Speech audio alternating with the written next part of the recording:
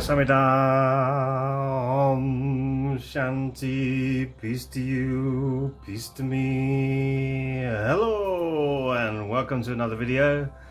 My name is Peter and today I want to talk about failures and disappointments. Oh my goodness, you're just so negative.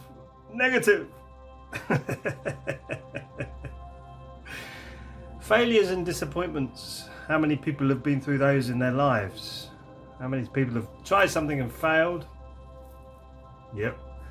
And how many people have been disappointed in something or an outcome or whatever? Yep, that's been happening to me over the last 3 or 4 weeks, one after the other.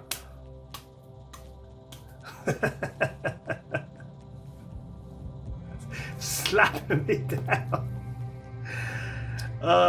Yeah, well, I'm learning to deal with disappointments, and it actually, a very good friend of mine is a numerologist and he's been sending me charts for Virgo, and actually it's coming to the end on Friday. Yeah, this was all charted out for me with retrogrades and all this kind of stuff going on in my Virgo birth sign. Very interesting, but watching it unfold is really, having that prior knowledge really helped me actually move past this stage, and I can see there's a silver lining in the clouds just in front of me. So failures and disappointments, they can actually be really good things. They can actually be really good things to help with your growth. If you get stuck in the energy of failure and disappointment, you'll get sucked into it. When you get sucked into it, not good, because you're down now in lower level energies and vibrations, and you will think that's you and your life, and it isn't, but you will feel it is, and therefore there will be problems because you're having to wade through all the nonsensical rubbish of the matrix. The matrix is just full of rubbish, nonsensical stuff to frustrate you and annoy you and upset you. So actually you can see good things coming around. I've been watching this last 2 or 3 weeks happen, and actually round the corner I've got to do some work to get there. Not hard work, but I've got to do some work and open up my vision a little bit more to move around these problems that I've just been experiencing, to move my life actually into a better position. I will find myself in a stronger and better position because I've had all these disappointments slapping me in the face.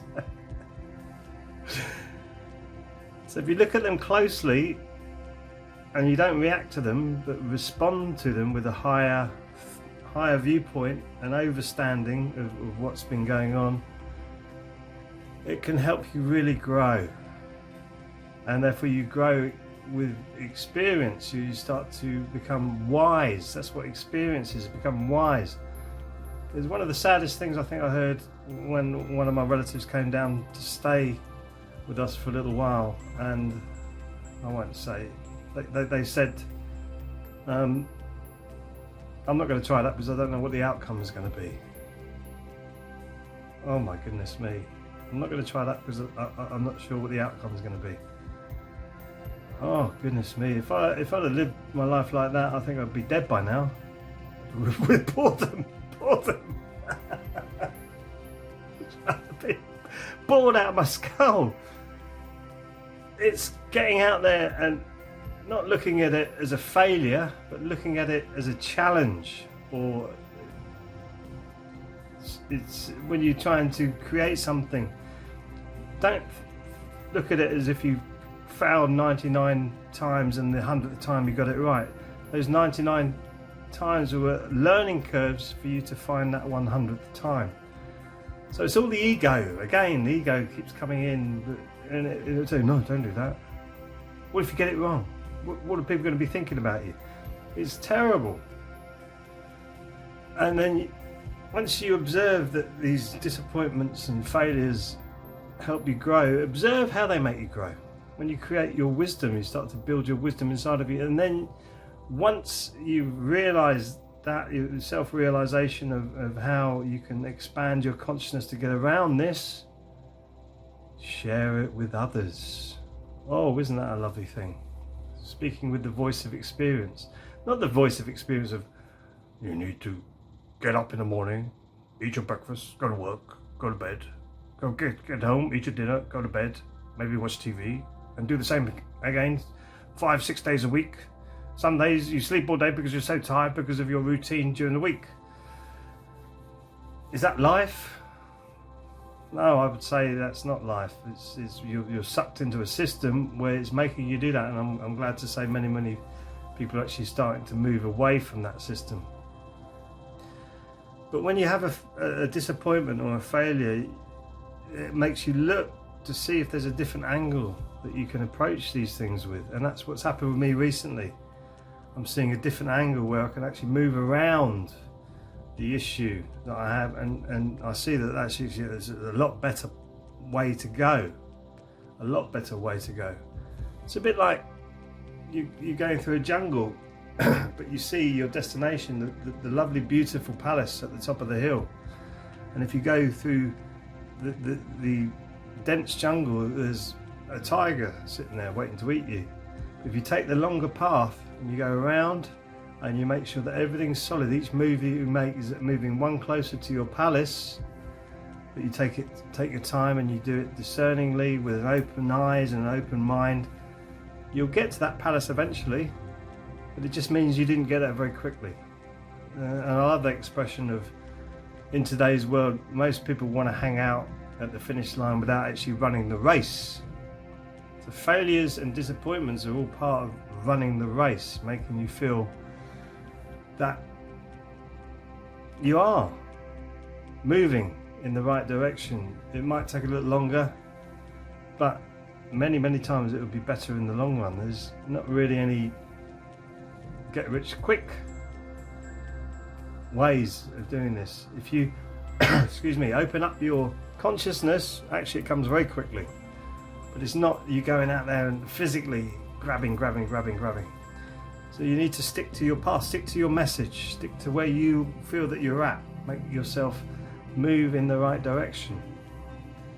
So failures, very important to look at as a conscious being.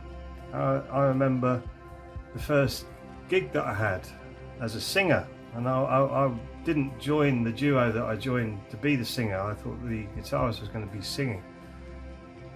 And that failure as the first gig, people said it was good because the music was amazing.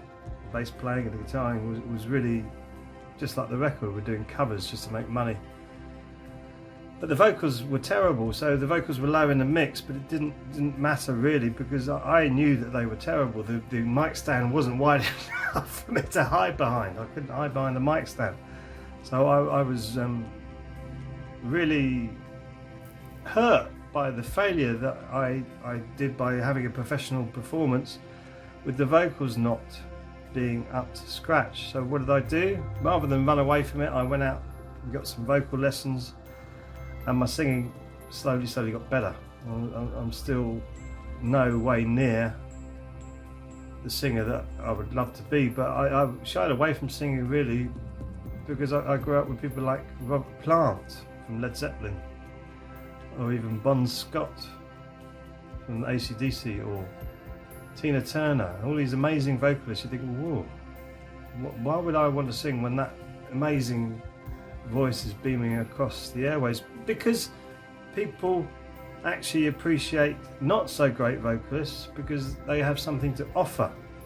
I didn't really understand that, but now I do understand it and overstand it. I do actually understand and see that I do have something to offer as a voice, and I do regularly now sing out in public, and people do appreciate what I do as a singer.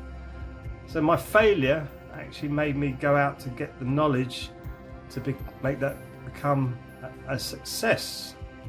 So you keep moving forward with your life and use the failures for your growth, your internal growth, to help you to become a bigger and better human being by using all your attributes, your vision, your insight, your intuition, your higher energies, to move around these problems that we all face them, and to move forward and live a better life. So don't be scared of failures, don't be scared of disappointments, just use them as a part of everyday life, and then you'll guide yourself through it into a much better place. I want that for you enormously. I hope you've enjoyed this video anyway. If you have, please like and subscribe, and I'm sure I'll see you in the next video.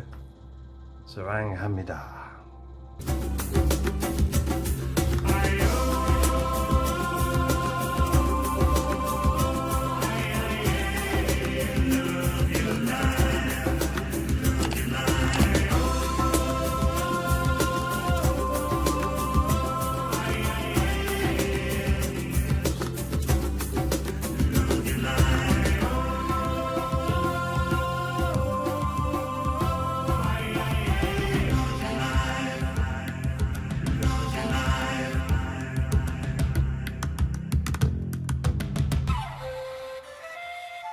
You